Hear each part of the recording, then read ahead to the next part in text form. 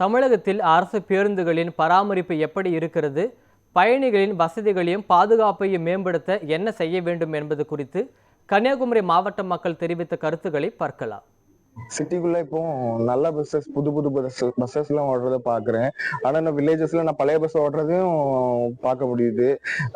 வில்லேஜஸ்க்கு எப்பயாவது ஒரு நாள் பஸ் எப்பயாவது தான் அந்த பஸ் வந்தாலே அவங்க யாருனாலே போதுங்கிறனால அவங்க அதை பெருசா எடுக்கலன்னு நினைக்கிறேன். ஸோ எல்லாருக்குமே ஈக்குவலைசஸா இந்த வந்திருக்க புது பஸ்ஸஸ் மாதிரி எல்லாருக்கும் விட்டாங்கன்னா, ஈக்குவலைஸா விட்டாங்கன்னா நல்லா இருக்கும் எல்லாருக்கும். சமீப காலமா நம்ம கவர்மெண்ட் பஸ்ஸஸ், அதாவது இந்த லோக்கல் பஸ்ஸஸ் கூட அதில் நிறைய நடக்குது. ரொம்ப ஆக்சிடென்ட் ஆகுது. லோக்கல் பஸ்ஸஸ்லாம் ட்ராவல் பண்ணுறவங்க பார்த்தீங்கன்னா ரொம்ப middle class, lower middle class இப்படி தான் இருக்கும். நமக்கு ஒன்றும் ஆச்சுன்னா நம்ம குடும்பத்தை பேர் பண்ணுறதுக்கு நமக்கு யாருமே இருக்க மாட்டாங்க. அதனால கவர்மெண்ட் இதில் உடனடியாக தலையிட்டு இந்த போக்குவரத்து எதனால இந்த மாதிரி நடக்குது, ஏன்னா இதுக்கு முன்னாடி இப்படி ஆனதில்லை, ரொம்ப ஆனதில்லை. இப்போ ஃப்ரீக்வெண்டாக நடக்குது. எதனால இப்படி நடக்குது அப்படிங்கிற கொஞ்சம் ஆய்வு பண்ணி அதுக்கான சொல்யூஷன் சொன்னாங்கன்னா கொஞ்சம் நல்லா இருக்கும். பஸ் இப்போ பார்க்கும்போது இந்த ரோட்ல போகும்போது பார்க்கும்போது இப்போ பேட்டரி வண்டியெல்லாம் கொடுக்குறாங்க. அப்போ அவங்க முதியவர்கள்லாம் யாரு கொஞ்சம் தாழ்ந்துருக்கு. அதனால அவங்க ஏறி போக்கு ஈஸியா இருக்கும். அவர் இந்த வீல் சேர்ல ஏதாவது ஒரு நாள் நான் யூடியூப்ல பார்த்தேன். வீல் சேர்ல அப்படியே பஸ்ஸுக்குள்ள ஏற்றாங்க.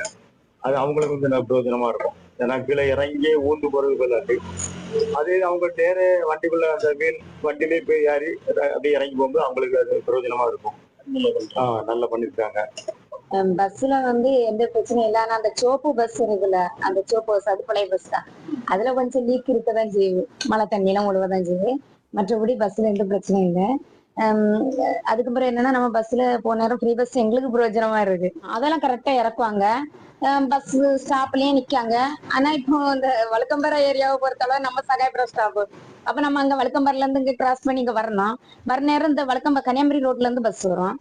அப்ப நம்ம என்னன்னா, சகாயபுரம் ரோட்ல இருந்து பஸ் வர நேரம் இங்க வருவேன்ட்டு நம்ம சாடி போறப்பல அவங்க நம்மளே நிக்க மாட்டாங்க. அவங்க நம்மகிட்ட சண்டைக்கு வராங்க. அங்க ஸ்டாப் இருக்குல்ல, இங்க ஏன் நிக்கணும் அப்படின்னு அவங்க கேட்டாங்க. இந்த ஒரு பிரச்சனை மட்டும், ஒரு பிரச்சனையும் கிடையாது.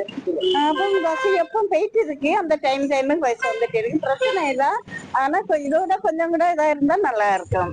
பிள்ளைங்க எந்த மாதிரி எல்லாம் இருக்கணும், எல்லா மாதிரி இருக்கணும்னு சொன்னா நமக்கு ஒரு சௌகரியமா இருக்கணும்.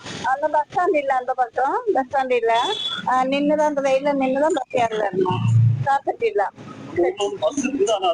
அது இல்ல, ரோட்லதான் நிக்கணும். பஸ்ஸுக்கெல்லாம் சின்ன வரணும்னா இங்க இந்த கிலோமீட்டர் இங்கதான் வரணும்.